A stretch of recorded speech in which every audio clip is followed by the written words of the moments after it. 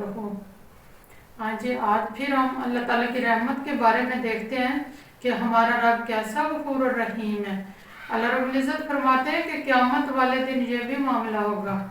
آپ صلی اللہ علیہ وسلم نے ہمیں اس بات کی خبر دی ہے کہ اللہ رب العزت کیسے غفور الرحیم ہے، یعنی قیامت والے دن اللہ تعالیٰ دو مجرموں کو فرمائیں گے کہ میرے سامنے لائے۔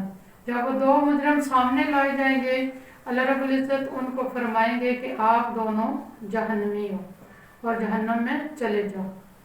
ان میں سے ایک تو دوڑتا ہوا جہنم کی طرف جائے گا اور دوسرا جو ہے وہ بالکل آہستہ آہستہ چلتا جائے گا۔ کبھی وہ آگے سے دیکھے گا، کبھی وہ پیچھے سے دیکھے گا، کبھی رکے گا، کبھی جائے گا، کبھی کچھ ایسے کرتے کرتے اللہ رب العزت دونوں کو دیکھیں گے۔ اللہ تعالیٰ فرماتے ہیں کہ ان دونوں کو کیا ہو گیا، ایک تو اتنا خوشی سے بھاگتا ہوا جہنم کی طرف جا رہا ہے جیسے اس کو پتہ نہیں کیا خزانہ مل گیا، اور دوسرا اٹک اٹک کے جا رہا ہے، کبھی آگے دیکھتا ہے، کبھی پیچھے دیکھتا ہے۔ یہ اللہ کی رحمت کے خزانے ہیں جو رحمت میں اپنے بندوں کو ڈالنا چاہتے ہیں، لیکن ہم ظالم ہیں کہ جو اپنے رب کی قدر نہیں کرتے۔ جیسا کہ میں نے پہلے بھی آیت پڑھی تھی کہ وَمَا قَدَرُ اللَّهَ حَقَّ قَدْرِهِ، اللہ رب العزت فرماتے ہیں نہیں انہوں نے قدر کی اپنے رب کی جیسے کہ قدر کرنے کا حق ہے۔ ہم لوگوں نے اپنے رب کی قدر نہیں پہچانی، لیکن ہمارے رب نے اپنے بندوں کی بہت قدر کی ہے۔ اس وقت اللہ تعالیٰ دونوں مجرموں کو واپس بلائیں گے۔ جب واپس بلائیں گے تو ایک سے پوچھیں گے آپ بتاؤ کہ جب میں نے کہا کہ جہنم میں چلے جاؤ تو آپ تو بڑے دوڑتے ہوئے گئے ہو۔ وہ بیچارہ رو پڑے گا، وہ کہے گا یا اللہ میں تو اس لیے دوڑتا ہوا گیا کہ ساری زندگی میں نے اپنے رب کے حکم نہیں مانے، ساری زندگی میں نے اپنی منمانیوں میں گزار دی اور اتنے ظلم کی اور مرضیاں کی، کبھی قرآن نہ پڑھا، کبھی اللہ اور اللہ کے نبی کی بات نہ سنی نہ مانی۔ تو آج ہی چلو میں اپنے رب کی بات مان لیتا ہوں، میں اس لیے بھاگتا ہوا جہنم کی طرف جا رہا تھا، آج میں نے اپنے رب کا حکم مانا۔ اللہ رب العزت اس کی بات سن کے خوش ہو جاتے ہیں۔ تو پھر اللہ تعالیٰ دوسرے پوچھتے ہیں کہ آپ بتاؤ کہ آپ کبھی آگے سے دیکھتے ہو کبھی پیچھے سے دیکھتے ہو جبکہ میں نے آپ کو کہا جہنم میں چلے جاؤ۔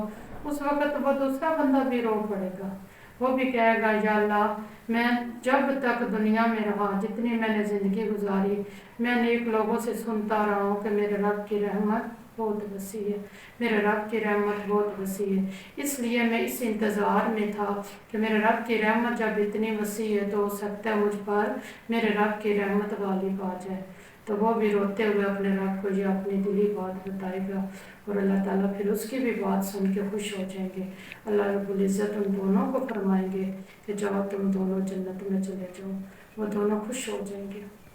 دیکھیں ہمیں اپنے رب کی رحمت مانگنی نہیں آتی، اپنے رب کی رحمت میں رہنا نہیں آتا۔ جب ہم اس قرآن کو ترجمہ تفسیر کے ساتھ پڑھیں گے، میں سچ بتاتی ہوں اپنے سب بہن بھائیوں کو کہ اس قرآن کے ترجمے سے اور تفسیر سے پہلے مجھے کچھ پتہ نہیں تھا۔ بے شک ہم لوگ نمازیں پڑھتے تھے، قرآن پڑھتے تھے، سب ایک دکھاوا تھا، ایک عارضی تھا سارا کچھ، لیکن جس دن سے یہ ترجمہ تفسیر پڑھ لیا اس دن اپنے رب کی رحمت کا بھی پتہ چل گیا، اپنے رب کی عزت کا، رزق کا، مال دولت اور قدرتوں کا بھی پتہ چل گیا۔